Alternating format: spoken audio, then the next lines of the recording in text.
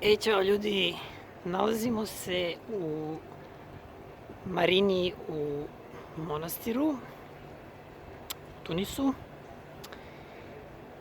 i kao što možete vidjeti ovo je jedna lepa mala marina okružena restoranima, radnjicama, kafićima i ostalim glupostima. I kao što vidite u ovoj marini nema nekih luksuznih jahti kakve možete vidjeti u recimo Porto Montenegru.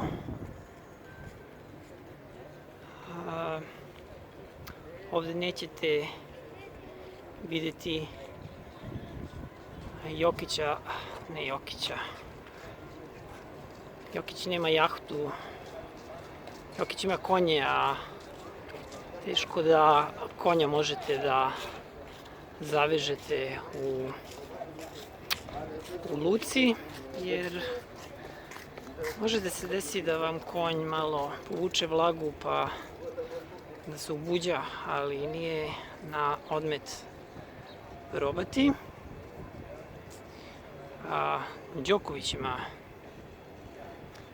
jahtu i htio sam kažem, teško da ćete vidjeti njega kako ovde vezuje jahtu ili takav tip jahti, ali ne može se reći da su baš sirotinske jahte. Doduše, ono što vezuje mene i Đokovića je to što on ima jahtu, ja imam jahtu. Evo reći ću vam nešto o mojoj jahti. Kroz cevovod ispod šahta plovi moja Braun jahta. Inače, na primjer ovaj brod koji vidite, ima ih još nekoliko, oni svakog jutra kupe turiste odavde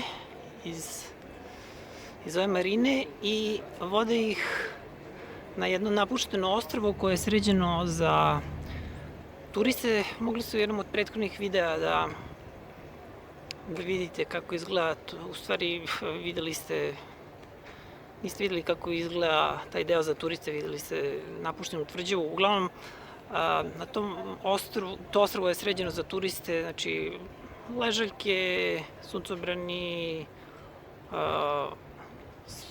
drveni stolovi sa nadstrešnicama kao po našim parkovima, gde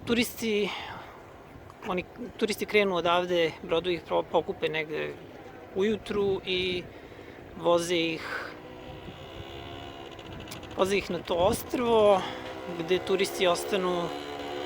Sve bi bilo lepo da ovde ne pravi buku i uništava video.